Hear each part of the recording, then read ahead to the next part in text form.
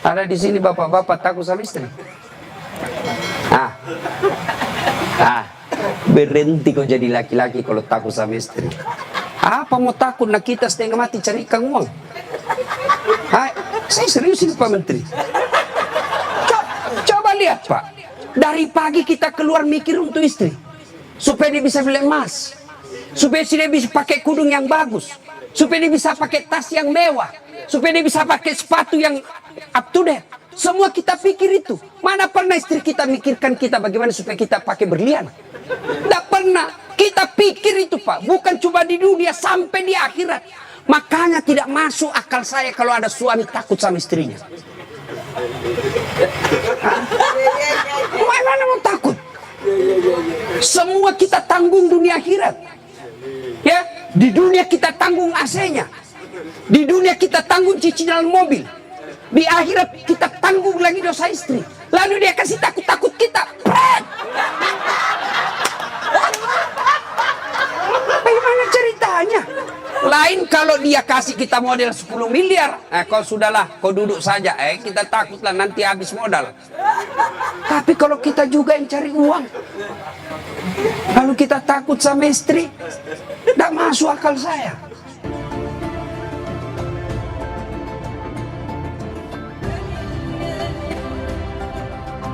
Akhirat. Coba lihat anak-anak kita sekarang Pak. Nauzubillah min zalik. Sedih kita lihat anak-anak kita Pak. Baru diberitahu satu, sudah 10 keluar dari mulutnya. Nah, sekarang pertanyaan, kenapa anak-anak kita begitu? Kenapa kira-kira? Apakah sepenuhnya salah anak? Tidak. 90% salahnya orang tua mendidik anak kita. Salah dari mendidik. Silakan baca hasil penelitian psikologi pendidikan. Silakan baca tulisan-tulisan di koran, di majalah tentang proses pendidikan. Silakan. Tapi keliru dan sesat ketika Bapak Ibu tidak buka Quran, khususnya surah Luqman untuk mendidik anak. Kita baca riset rujukan dari Eropa, rujukan dari Amerika. Tapi kita tidak pernah buka Quran dalam mendidik anak. Hakul yakin, kalau kita jauhi Quran mendidik anak, maka anak kita bisa jadi cerdas, bisa jadi jabatan tinggi, tapi tidak tahu sopan santun kepada orang tuanya. Karena orang tua kita sekarang merasa hebat kalau anaknya pintar bahasa Inggris. Ustadz, itu anaknya hebat betul tetangga saya. Kenapa? Itu belum SD itu Ustadz sudah lancar bahasa Inggris. Apa hebatnya? Banyak yang begitu. Masa banyak Ustadz? Silakan bapak-bapak ke Inggris. Tanya Pak Menteri. Tanya Pak Menteri. Itu anak-anak di Inggris dari kecil dia bahasa Inggris Pak. Benar. Ayo. Meskipun dia lancar bahasa Korea, bahasa Inggris, kalau berdoa dia pakai bahasa Inggris. Oh my God, please help me my mother. Pasti dia pakai bahasa Bugis juga kalau dia orang Bugis. Ya kan? Ngapain Pak? Maka didik anak kita Quran kembalinya. Satu kisah, Rasulullah ke suatu tempat. Dalam perjalanan ke tempat tersebut, Nabi melewati pemakaman. Nabi lalu bersabda, langkahkan kakimu dengan cepat ketika lewat pemakaman. Seluruh sahabat mempercepat langkahnya. Sampai Nabi di tujuan. Selesai urusan, balik lagi dengan rute yang sama. Lewat di pemakaman, seluruh sahabat melangkahkan kaki dengan cepat. Karena tadi diperintah cepat, tanpa perintah Nabi, percepat langkah. Nabi katakan, tidak usah, kau santai aja jalan. Ya Rasulullah, tadi pergi disuruh cepat, sekarang kau tidak. Kata Nabi, tadi itu andai kau diberi telinga seperti pendengaranku, tadi itu waktu pergi disiksa ini orang dalam kubur. Saya tidak mau lama-lama mendengarnya, tidak tega saya mendengar dia disiksa, maka saya mau jauh supaya saya tidak dengar. Waktu pulang tidak lagi. Kenapa? Saya dengar berita dari Jibril, Allah perintahkan hentikan siksaanmu wahai penyiksa di kubur. Tidak mungkin saya siksa orang tuanya di kuburnya, sementara anaknya di dunia lagi belajar mengaji membaca basmalah. Bismillahirrahmanirrahim. Baru kalimat basmalah dia baca anaknya, Allah sudah katakan berhenti kau siksa anaknya, orang tuanya. Nabi tidak mengatakan, saya dengar anaknya kursus bahasa Inggris, anaknya kursus aritmatika, anaknya kursus komputer. Tidak, tapi apa? Quran. Maka didik anak kita Quran. Ya Pak ya, itu dosa anak-anak yang masih sekolah. Kalau kita ini yang sudah punya istri, model durhakanya, nah, seperti tadi, lebih takut sama istrinya daripada ibunya. Ada di sini bapak-bapak takut sama istri. Berhenti kau jadi laki-laki kalau takut sama istri. Apa mau takut? Nah kita setengah mati cari ikan uang. Saya serius ini Pak Menteri. Coba lihat Pak, dari pagi kita keluar mikir untuk istri, supaya dia bisa beli emas, supaya dia bisa pakai kudung yang bagus, supaya dia bisa pakai tas yang mewah, supaya dia bisa pakai sepatu yang up to date. Semua kita pikir itu. Mana pernah istri kita mikirkan kita bagaimana supaya kita pakai berlian? Tidak pernah. Kita pikir itu Pak, bukan cuma di dunia, sampai di akhirat. Makanya tidak masuk akal saya kalau ada suami takut sama istrinya. Mana mau takut? Semua kita tanggung dunia akhirat. Ya, di dunia kita tanggung AC-nya. Di dunia kita tanggung cicilan mobil. Di akhirat kita tanggung lagi dosa istri. Lalu dia kasih takut-takut kita. Bagaimana ceritanya? Lain kalau dia kasih kita model 10 miliar. Kau sudahlah, kau duduk saja. Kita takutlah nanti habis modal. Tapi kalau kita juga yang cari uang, lalu kita takut sama istri, tidak masuk akal saya. Yang ngamu Ustaz, dia pecahkan piring. Kalau dia pecahkan satu, kasih pecah satu lusin. Kenapa? Piring boleh dibeli. Harga diri sebagai suami tidak boleh diinjak-injak istri. Takbir. Yang takbir pasti takut sama istrinya. Coba. Itu kan ada laki-laki dosa sama mertua, sama ibunya gara-gara takut sama istri. Contoh ya. Nih dapat bonus di kantor. Lalu suaminya berkata, "Ma, ini kan COVID lama kita tidak kunjungi bapak di kampung. Kita kunjung tentu bawa wabah buat ibu bapak kita. Sudahlah, ini bonus kita transfer aja. Mudah-mudahan ini bisa digunakan ibu. Beli makanan kesukaan. Dia menikmati air usia senja." Apa kata istrinya? Apa? Ibumu terus. Kawin kok sama ibumu? Dong. Mana orang bisa kawin sama ibu? Ada kan ibu ngomong begitu, beleng-beleng. Ini asli beleng-beleng, mana bisa pilih kok, mamamu atau saya? Mana bisa dipilih antara ibu dengan istri? Ini pilihan yang tidak masuk di akal. Kalau saya istri saya bilang begitu, ceraikan saya. Sini kok, saya ajar kok bagaimana isi di formulir penceraian. Benar Pak, jangan sampai bapak berdosa gara-gara takut sama istri. Hilang berkah hidup rumah tangga kalau ibu takut sama istri, berbuat baik sama orang tua gara-gara takut sama istri. Mestinya istri yang baik, dia sujud syukur ketika mertua anaknya. Kenapa? Berdoa, ya Allah, mudah-mudahan anakku juga seperti ini ketika saya sudah punya istri, masih mengingat saya.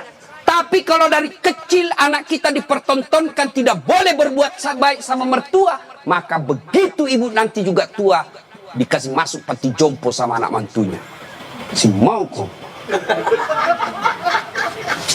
Dari ibu ya. Mestinya sujud syukur. Alhamdulillah saya punya suami perhatian betul sama mertua. Mudah-mudahan anak saya juga seperti ini. Ya Allah, terima kasih kau kirim orang tua ini.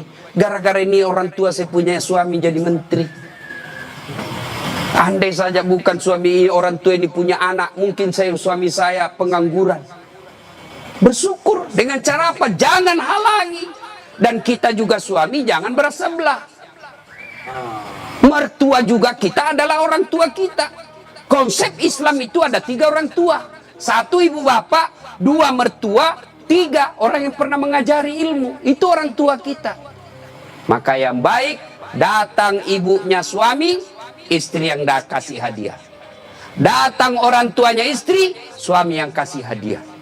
Malah jangan sembunyi-sembunyi.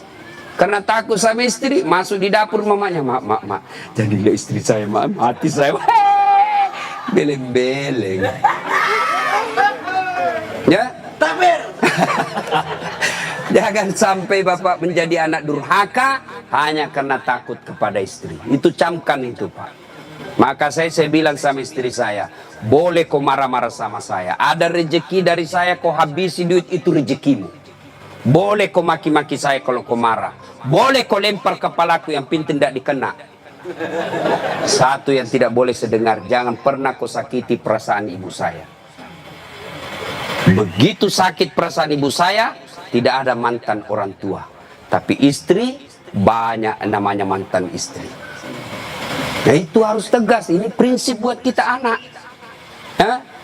Nah ini golongan pertama yang menderita ketika sakaratil maut, anak yang durhaka kepada orang tuanya. Bagaimana dengan almarhum anak Pak Tony? Atau kita yang sudah meninggal orang tuanya? Ustadz, saya dulu anak durhaka Ustadz. Berapa sering saya kasih keluar air mata ibu saya Ustadz. Tapi saya sudah sadar, saya sudah hijrah sekarang. Tapi orang tua saya sudah ada kubur. Gimana cara berbuat baiknya? Satu, doakan. Mendoakan orang tua tidak harus pakai bahasa Arab. Mendoakan orang tua bagi yang meninggal ada 4 minimal kita minta. Ya Allah, ampuni dosanya. 2, terima amalnya. Ada amal tidak diterima? Ada. Amal-amal pilkada. Sumbang jilbab 10.000 supaya dicoblos. Nah, nanti ya Allah, mana jilbabku 10.000? Kata malaikat, bos, pilkada jilbabmu. Ya, tidak sampai. Pun kalau ada amal orang tua kita seperti itu, dia pernah caleg, maka kita berdoa, ya Allah, terima amalnya orang tuaku. Yang ketiga, lipat gandakan amalnya tersebut. Dan yang keempat, lapangkan alam kuburnya, jadikan kuburnya menjadi taman-taman sorga. Lalu tutup dengan doa yang ada Al-Quran, Allahumma ghafirli wali walidayya warhamhuma kama rabbayani shaghira. Doakan. Yang kedua, cara berbuat baik kepada orang tua sebelum meninggal adalah bersedekah atas nama orang tua.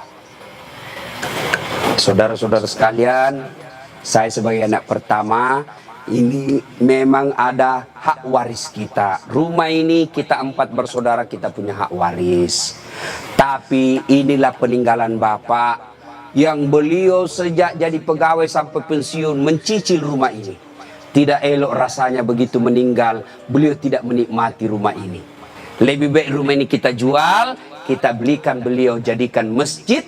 Nah, setengah dari ini warisan barulah kita bagi. Bagaimana adik-adik? Setuju? Setuju kak.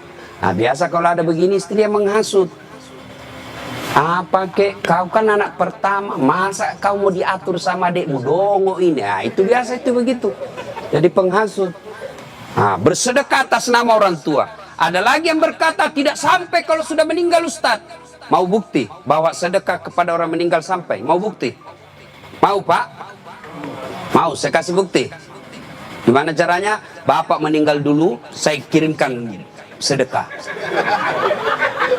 Sebab yang begini alam gaib pak, tidak bisa diakali. Kalau bapak tidak percaya sudah mati duluan deh, saya kirim Fatihah dengan binatang kurban.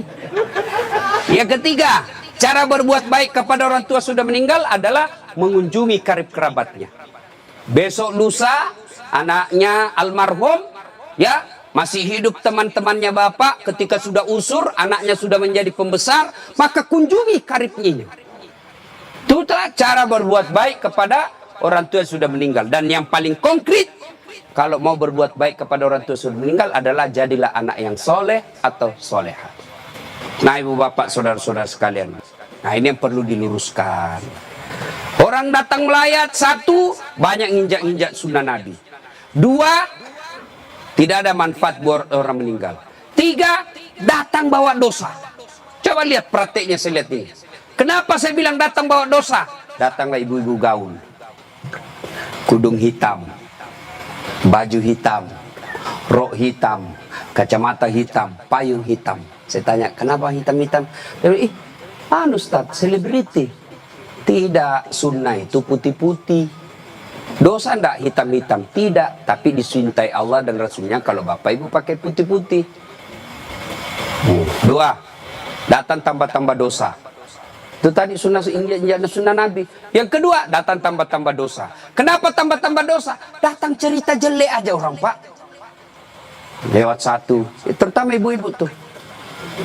Mulai pintu dia lihat Pak, mulai dilihat dari ujung rambut sampai ujung kaki.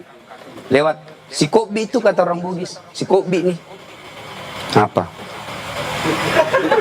Dia tidak cerita, tapi mulutnya, matanya sinis. Kenapa? Lipstiknya palsu. Kenapa kau tahu? Melengket di giginya. Sudah satu dia gosip, lewat lagi satu. Tidak serasi kudunya sama roknya. Dia bilang, iyo kayak umbul-umbul.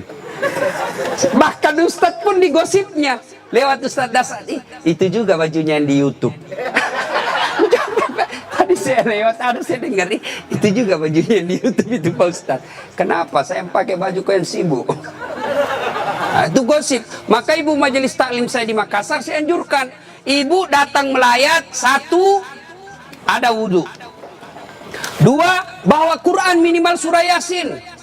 Tiga, begitu datang, ibu baca Yasin bareng-bareng. Tidak bisa baca Yasin bareng-bareng, itu majelis taklim yang baik. Ketua majelis taklimnya, saudara-saudara sekalian, mari kita baca Yasin bareng-bareng, saya pimpin. Itu majelis taklim yang manfaat. Bukan ngurus baju seragam. Apalagi memanfaatkan pilkada. Pak, anggota majelis taklim saya 300 Pak. Tapi aman Pak, tapi minta tolong seragam Pak ya. Ada juga majelis taklim memanfaatkan begitu proposal banyak ketika pilkada. Nah, maka majelis taklim yang bagus, ada orang wafat, pimpin tahlilan. Sudah itu tidak bisa baca Yasin Ustaz. Sudah, baca Al-Fatihah. Buru-buru Ustaz, sudah baca Kul huwallah 3 kali. Masih juga buru-buru Ustaz. Sudah tidak tahu baca itu semua Ustaz. Sudah, baca saja. La ilaha illallah, la ilaha illallah, la ilaha. Itu aja kita ulang-ulang selama kita melayat. Itu pun tidak bisa Ustaz. Ya sudah, kau diam saja. Tidak bisa juga diam Ustaz. Ya cepat kau pulang. Daripada tinggal bawa dosa saja. Nah, sudah. Yang ketiga, kenapa tidak ada manfaat buat orang meninggal? Tidak ada yang sholat jenazah. Bagaimana orang lain mau sholat jenazah, keluarganya aja tidak ada sholat jenazah. Mantunya sibuk ngurus ambulans, iparnya sibuk ngurus tenda, anaknya sibuk ngurus konsumsi. Tidak ada ikut sholat jenazah. Orang lain yang sholat jenazah. Orang lain belum tentu ikhlas. Banyak yang sholat Ustaz. Kenapa banyak? Karena bapaknya menteri. Jadi tidak ikhlas orang. Tapi coba kalau keluarganya, pasti ikhlas. Saya hampir jarang sekali melihat ibu-ibu sholat jenazah. Jarang. Maka jangan heran ketika ibu meninggal sedikit juga yang sholat jenazah. Kenapa? Karena waktu hidup jarang dia sholat jenazah. Maka wafatnya pun sedikit yang sholat jenazah. Ustaz tidak muat rumahnya Ustaz, di teras. Ustaz tidak ada air, tayamum. Ustaz tidak ada air, boleh tidak wudhu. Imam Syafi'i mensyaratkan wudhu, Imam Ahmad boleh tidak wudhu. Karena itu bukan sholat, dia hanya doa. Saya tidak tahu bacaannya Ustaz, ikut saja sama imam. Yang penting takbir 4 kali, jangan ruku. Kalau bapak ruku, siap-siap malu sendiri. Ini cerita, wallahualam benar atau tidak. Cerita ini takbir imam. Allahu Akbar, takbir juga dia, Allahu Akbar. Takbir kedua imam, Allahu Akbar, dia ruku. Kenapa saya sendirian ruku ini? Takbir ketiga imam, sekalian sujud deh. Dia sujud. Pas selesai sholat ditanya, hei, kenapa kau sujud? Dia bilang ini orang banyak sekali dosanya. Tidak diampuni kalau tidak ruku. Supaya habis sekalian ya sekalian saya sujud. Ini jawaban orang kepepet. Nah ibu bapak saudara-saudara sekalian. Ya. Habis baterainya. Ibu bapak yang saya muliakan. Masuklah, diantarlah kita. Diantar ini lagi yang banyak kadangkala mempermalukan Islam. Saya tidak tahu kalau di sini. Saya melihat kalau di daerah sebagian Makassar Pak, orang meninggal kala-kala demo Pak. Naik di mobil dia putar bajunya, orang mati, orang mati. Wah, minggir. Sampai mobilnya orang dilempar. Jangan begitu. Ngapain buru-buru? Jadi sebelum diantar jenazah, keluarga yang berduka pidato. Terima kasih Bapak Ibu sudah memberikan kami dukungan moral. Tapi tolong jangan mempermalukan kami di jalan. Jangan lagi menambah duka kami dengan mengganggu pengguna jalan yang lain. Saya kalau pergi mengajar, tiba-tiba jenazah di mobil jenazah, bagus cara pengantarannya, saya minggir Pak, saya kirimkan Fatihah. kirim Fatihah untuk Rasulullah, saya ikutkan jenazah yang diantar. Tapi kalau menakutkan, tidak ada yang mau doakan. Ya, ngapain buru-buru? Ngapain buru-buru? Karena ada lagi yang paham, tidak tahu dari mana dia belajar. Katanya kalau terlambat disiksa. Bagaimana ceritanya? Kalau dilewati 5 manu disiksa orang meninggal. Orang meninggal kalau dia itu orang sholat, bagi orang yang hidup, orang meninggal tidak bakal dia disiksa gara-gara dia terlambat dikubur. Ngapain buru-buru? Itu juga sudah ada liangnya sudah siap, semua apa perluan pemakaman sudah siap. Apalagi kalau ada wasiat orang yang meninggal, jangan kau kubur saya sebelum anakku datang dari Amerika. Wajib kita tunggu. Itu wasiat. Ada 7 kewajiban orang hidup terhadap orang mati, 1 diantaranya wasiat. Kecuali wasiatnya bertentangan agama atau melanggar mengandung mudarat. Misal, jangan pernah kau kuburkan saya di tempat kopi, kuburkan saya di kampung. Tapi keputusan pemerintah pukul karena dia wafat karena COVID, ya boleh tidak diamalkan wasiatnya. Kenapa? Karena dia mengandung mudarat. Atau dia bilang kuburkan saya di kampung, tapi begitu mau dikuburkan ada badai, tidak bisa nyebrang pulau. Boleh itu karena di luar kemampuan kita. Atau besok-besok saya meninggal, kasih narkoba di atas kuburku karena dia pecandu narkoba. Anda boleh itu Pak, melanggar ya.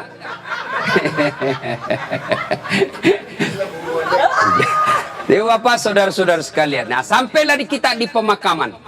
Nah, ini juga yang perlu diluruskan. Berapa banyak orang yang sampai pemakaman tidak melaksanakan sunnah Rasul. Diajarkan begitu sampai pemakaman, ucapkan Assalamualaikum ya ahlal kubur. Ya, tidak tahu itu cukup. Semoga keselamatan bagi kemuliaan ke semua penghuni kubur. Insya Allah saya ikut menyusulmu. Nah, ada lagi pelanggaran yang kita lakukan apa? Menginjak-injak batu nisan. Tidak boleh sama menduduki batu api neraka itu Pak. Ada yang sampai duduk sambil merokok di atas batu nisannya orang. Tidak boleh. Pemakamannya padat Ustaz. Bapak tidak usah masuk. Cukup yang memikul. Bagaimana yang memikul Ustaz? Boleh karena dia darurat. Karena kalau satu langkah itu jatuh Pak, jatuh jenazah. Sudah dimakamkan? Nah, sudah selesai. Kembalilah pemakam. Ya, tinggallah kita. Bapak merantau ke Papua. Tidak nyaman di Papua, kembali ke kampung, Sulawesi Tenggara. Merantau lagi ke Surabaya, di Surabaya tidak nyaman, kembali lagi ke kampung. Merantau lagi ke Makassar, Makassar tidak nyaman, kembali lagi ke kampung. Masih ada pilihan. Bapak pegawai negeri ditugaskan ke Papua, tidak nyaman, tidak ada sinyal, Bapak boleh pensiun dini. Tidak disenang saya sama menteri saya, boleh Bapak pensiun dini, tidak ada masalah. Tapi begitu Bapak masuk kubur, senang tidak senang, tinggal kau di situ, tidak boleh kau keluar lagi. Siapa orang yang tersiksa di dalam kubur? Yang pertama kata Nabi, al-mutahawilu bis sholah, yang menganggap enteng sholat. Orang yang menganggap enteng sholat Pak, jangan, sudah. Sholat itu di akhirat nanti barcode. Bapak beli elektronik kan sekarang pakai barcode, ya kan? Nah, Bapak begitu setor jualan, berarti ini boleh bawa. Di akhirat kalau Bapak di barcode, bagus sholatnya, tidurkan dia kata Nabi seperti tidurnya tidur pengantin baru. Tapi di barcode, hilang, redup-redup. Ini macet. Ini sholat Jumat, hari Jumat saja. Paling terlambat datang, paling cepat pulang. Orang khutbah dia tidur. Begitu bangun, aliran apa yang tidak ada khutbahnya? Bukan aliran apa, kau yang tidur beleng. Percaya Pak, orang yang tidak ada sholat demi Allah. Bapak tidak puasa, masih boleh disebut Islam. Bapak tidak haji, masih boleh disebut Islam. Bapak tidak bayar zakat, masih disebut Islam. Tapi tidak sholat, Imam Syafi'i menghukuminya, disuruh bertobat dan dia tidak mau, boleh dihukum mati. Itu kalau Imam Syafi'i. Disuruh sholat dan dia tidak mau, disuruh bertobat dia tidak mau, kata Imam Syafi'i, boleh dia dihukum mati. Begitu pentingnya sholat. Ketika Allah perintah puasa, ayat aja turun. Allah perintah haji, ayat saja turun. Allah perintah zakat, ayat saja turun. Allah perintah sholat, tidak boleh ayat turun. Rasulullah dijemput oleh 4 malaikat menghadap kepada Allah. Kenapa? Ini perintah penting. Diberikan perintah sholat. Pak Menteri, ada himbauan kepada seluruh kepala daerah se-Indonesia, hanya berupa himbauan cukup WhatsApp dalam grup. Tapi kalau itu berupa SK yang penting, Gubernur datang kantor menteri. Kenapa? Ini penting. Tidak boleh kok di WhatsApp. Sholat demikian pentingnya sehingga Nabi harus diundang menghadap. Itulah disebut Isra dan Mi'raj. Bapak kerja jadi Grab, jadi menteri, munafik kalau bapak katakan bukan untuk dunia saya. Bohong. Kita bekerja apapun profesi kita untuk memperbaiki dunia. Lalu siapa yang punya dunia? Allah Subhanahu wa ta'ala. Artinya mustahil dunia dalam genggaman kalau yang punya dunia bapak jauhi. Saya kasih contoh. Saya akrab dengan Pak Menteri. Saya datang ke Jakarta. Pak Menteri, saya mau jalan-jalan Jakarta ini, tapi tidak ada mobilku Pak Menteri. Kata Pak Menteri, aman terkendali Ustaz. Pak Menteri telepon ajudan. Ajudan, siap Pak Menteri. Itu ada Ustaz Dasat, kau jemput dia. Nanti dikena lagi kita di ceramah. Kau jemput dia. Kasih mobil yang bagus, kasih pengawalan, jangan lupa kasih pembeli pulsa. 1 jam kemudian datang ajudan. Tabe, Pak Ustaz, kiriman Pak Menteri. Aman, selesai masalah saya di Jakarta. Kenapa? Saya akrab sama Pak Menteri. Anda dari Makassar tidak pernah ketemu, tidak pernah silaturahmi, tidak pernah didengar namanya, tidak pernah lihat. Assalamualaikum Pak Menteri. Boleh pinjam mobilnya? Siapa ditelepon Pak Menteri? Ajudan, bukan. Siapa? Kapolres. Tangkap itu, penipu. Tidak pernah ketemu pinjam mobil. Pasti penipu itu. Demikian juga dengan Allah. Bapak tidak pernah sholat, tiba-tiba sakit, ya Allah, saya sudah capek sakit, ya Allah, sembuhkan penyakitku. Allah berfirman, malaikat, karena dia sudah capek sekali cabut nyawanya. Sholat Pak. Apa alasan Bapak tidak mau sholat? Coba bilang, ayo malas sholat ini. Ayo, bilang kok apa? Saya tantang kok ini hari. Paling ibu-ibu haid. 3 kali haid 1 bulan. Kenapa tidak sholat? Lagi mens. Kenapa tidak sholat? Datang bulan. Kenapa sholat? Iya, halangan. Itu aja, semua itu 3 kali 1 bulan. Mana bisa. Bilang suaminya, kenapa belum sholat ibu? Biasanya cuma 5 hari, ini kok sudah 7 hari belum sholat. Orang belum bersih. Masih ada sedikit-sedikit. Dia bilang suaminya, kok bohong ya? Apa bohong? Saya kasih lihat kau. Beleng-beleng. Apa kasih lihat dong kok? Ya. Apalagi ibu-ibu banyak tidak sholat. Kalau ada pesta pengantin, mukanya dikira tembok, coklat, biru, krem, abu-abu. Apalagi banyak ibu tidak sholat gara-gara apa? Jilbab sakaratil maut, 3 lapis. Saya di keliling-keliling ceramah Pak. Saya ke Brunei, itu ibu di sana ikut 3 saja kasih peniti selesai. Di Malaysia juga begitu, Filipina Selatan juga begitu. Saudi lebih gampang masuk kasih selesai Pak. Di sini la haula wala quwata illa billah. Bingung saya bisa lihat, dia pengantin gimana caranya dipakainya. Oh 3 lapis Pak, ada miring-miring sedikit. Ada cipin-cipin ini, ada kayak pohon di belakangnya. Begitu dia bilang suaminya, Bu, kau pergi sholat. Sadar kok Pak, saya sadar, saya suruh kau sholat. Sholat. Kau ndak lihat ini Pak, 1 jam dipakai di jilbab. Dongo. Gara-gara jilbab ndak sholat, beleng-beleng.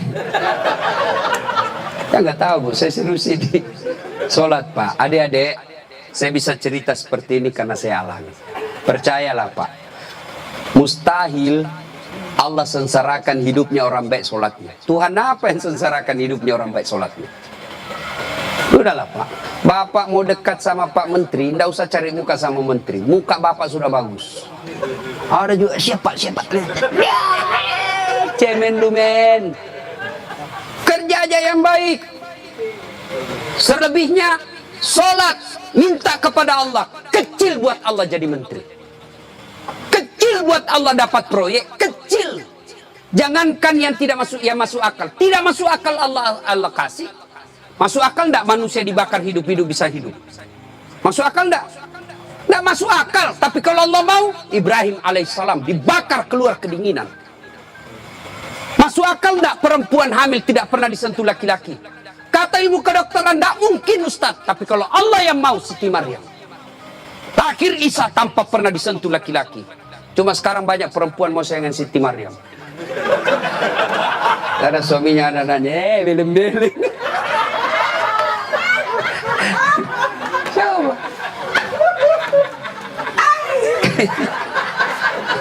Coba. Subhanallah. Banyak kejadian tidak masuk akal tapi terjadi. Masuk akal enggak orang bisa hidup dalam perut ikan? Ada pernah masuk perut ikan? Kalau saya ikan masuk dalam perutku. Kalau Allah yang mau, Yunus alaihissalam 40 hari dalam perut ikan, hidup keluar dengan selamat. Apalagi sekedar punya mobil kecil buat Allah, kecil. Lunas rumahmu kecil buat Allah, terhindar dari wabah kecil buat Allah. Allah cuma minta ista'inu bisabri wassalah. Sabar, perbaiki sholatmu, saya yang selesaikan semua masalahmu. Itu janji Allah, bukan janji caleg. Kalau caleg Pak dikasih semua kita namanya Pak, pilih saya, gampang, sama-sama kita orang Bugis. Ini masalah, ada masalah telepon saya 24 jam. Begitu ada masalahnya dia ganti nomor HP-nya Pak. Bapak saudara-saudara sekalian, banyak yang ingin saya sampaikan tapi waktu yang terbatas. Pada akhirnya saya tidak pernah berpikir berdiri di tempat ini. Mestinya jadwal saya ada di Makassar takziah malam ini. Tapi begitu Pak Herman telepon dan dibicarakan saya sama Pak Menteri, saya lupa janji saya dua Pak. Ceramah saya hari ini di Makassar, saya lupa Pak. Itu pasti karena orang yang meninggal orang baik. Saya terharu tadi istri beliau mengatakan, Ustadz 3 bulan sebelum beliau wafat, ceramahnya Ustadz selalu dia putar. Maka beliau katakan, saya terharu Ustadz karena saya tidak tahu kalau Ustadz yang mau ceramah malam ini. Ini karena kekuatan silaturahim. Ini karena pejabat yang baik. Ya. Banyak-banyak pejabat saya kenal Pak, kalau temannya meninggal paling kirim bunga.